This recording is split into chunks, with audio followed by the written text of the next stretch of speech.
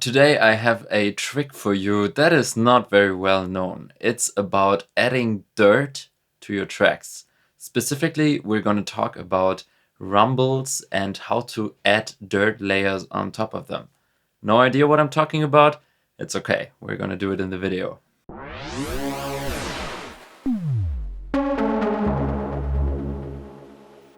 Okay guys, this is gonna be a from scratch type of video, right? So I'm gonna show you what we wanna do in this video.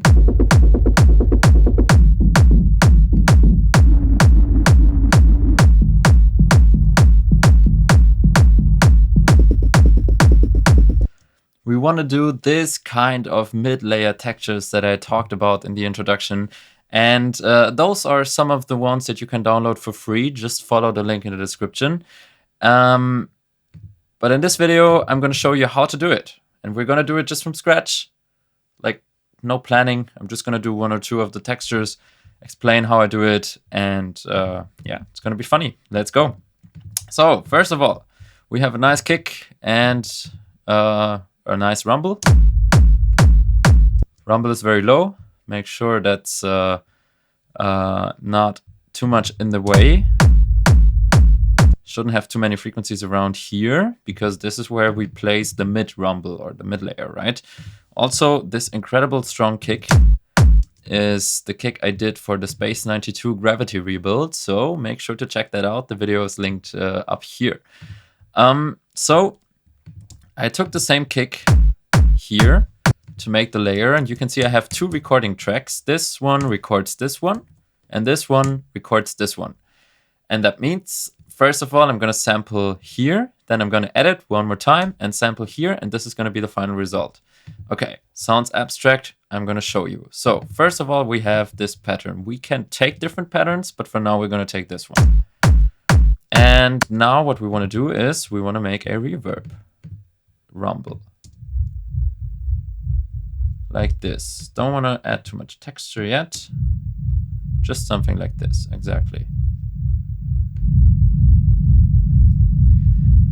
And I'm gonna record this.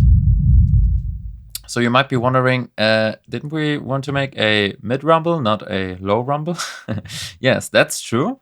But I think one of the best ways to do it is to actually record a rumble and to work your way through from there. So essentially this video is all about resampling actually.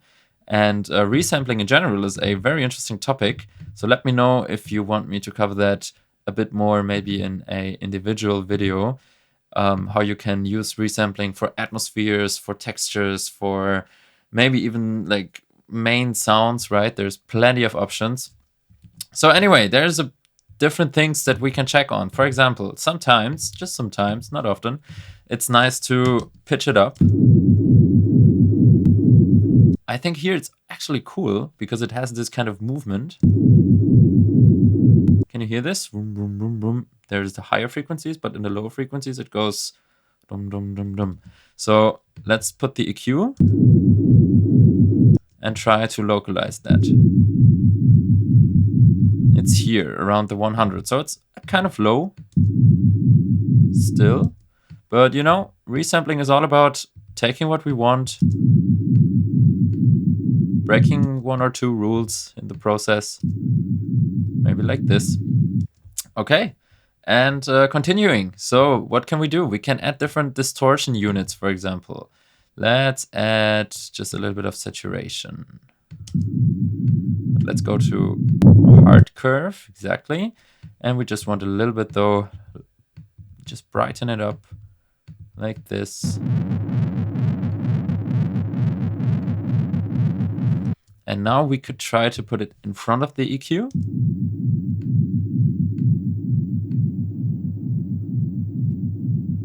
Like this, we can get it a little softer. Or we go here and we do another EQ, but I actually like this.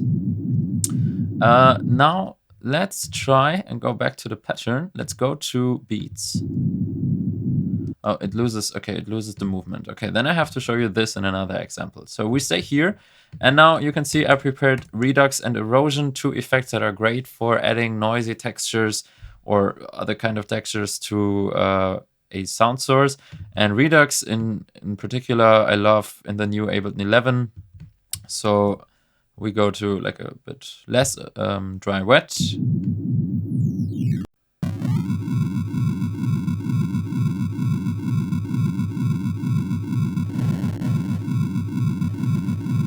Right, so this is what we can do in the first place. Maybe it's better to go a bit noisier, so I would raise the jitter.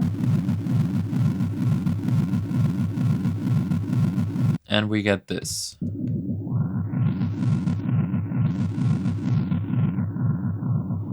We can also add a bit of filter. Let's check again in the EQ. We'll go like this.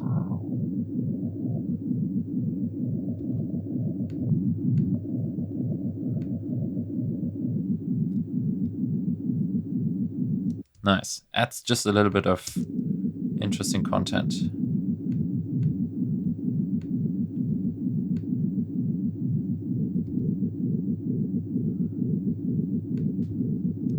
Okay, lowering the bits here is very interesting. Because it kind of uses the groove that we already kind of found within this sample. Now let's hear it with the kick and bass. Yeah, it's super cool. Super cool. Big question, do we want this to be stereo or mono? Because the Redux adds stereo. I think like actually it can be just a little bit of stereo. So we should go to the MS EQ. And here on the sides, I'm gonna cut much more. Just gonna emphasize here a little bit. We can even go.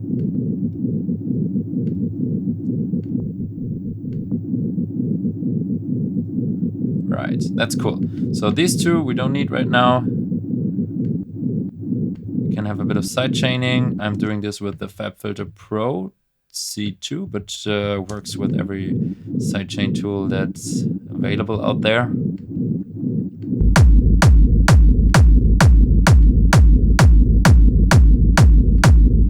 Shouldn't be too much though, because we kind of lose the rhythm once again. And now we can record the recording, right? Rack 2 records rack 1. Let's go here. Oops, sorry.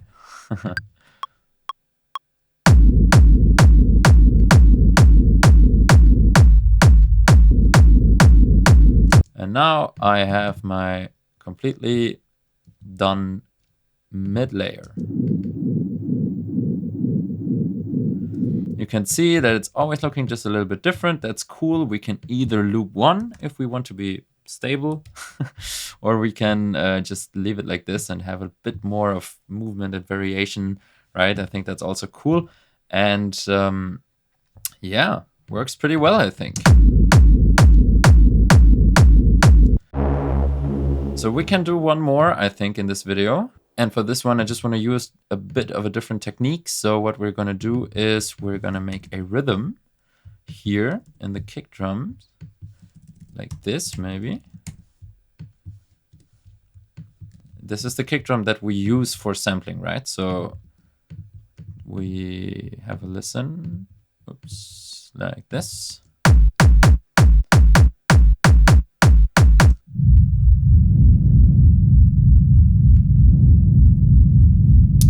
You have to make sure it's a bit more open, right? So you have a bit more of the higher frequencies. And now one super cool way to add movement already is with the LFO here. So I'm gonna go to this down saw and 16th.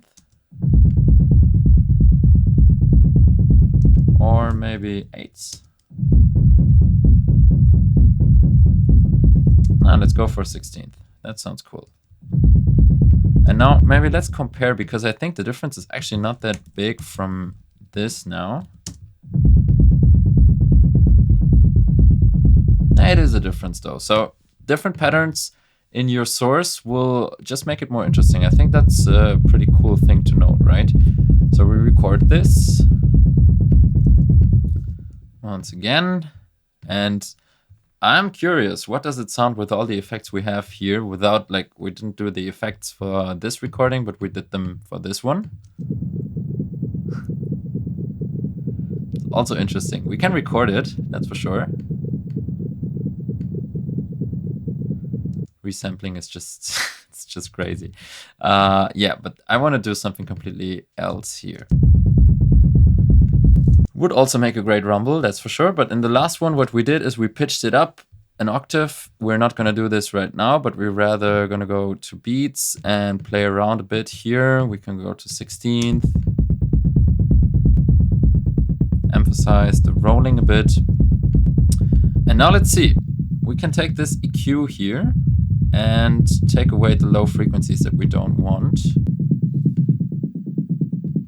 Maybe like this. So for the redux this time,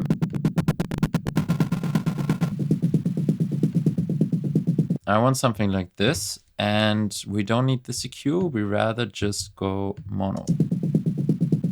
Yeah. And a little bit of reverb here, maybe here, is also cool.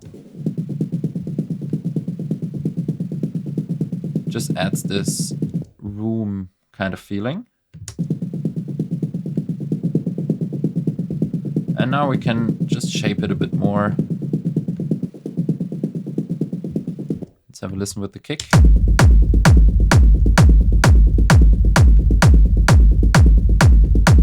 Yeah, it's cool. Especially if you like want a track to have like super big rumble and no bass line on top, but you still want a bit of movement. Those kind of rolling layers are perfect. I would just cut a little bit of the high frequencies here. This.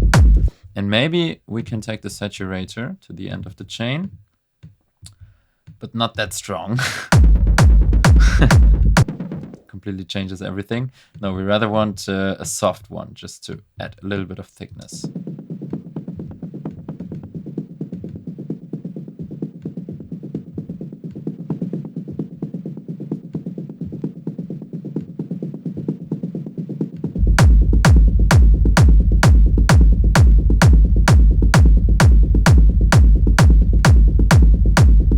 Cool. So we have 3 different textures made in approximately 12 minutes, I think, or 10.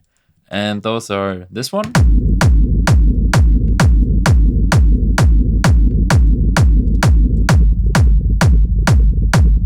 This one was just an accident, but still kind of works. And this one is a bit more planned and works very well.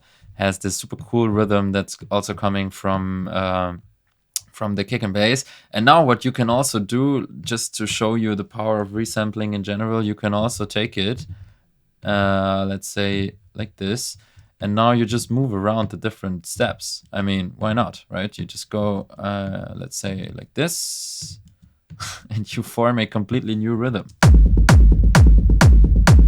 You can also do some volume.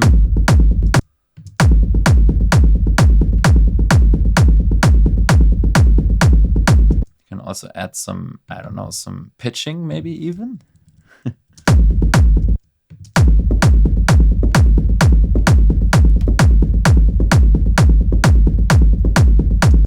And there we go, we have a completely new texture.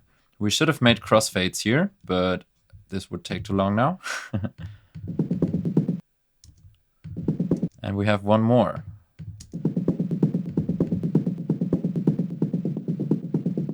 Which is completely different, right?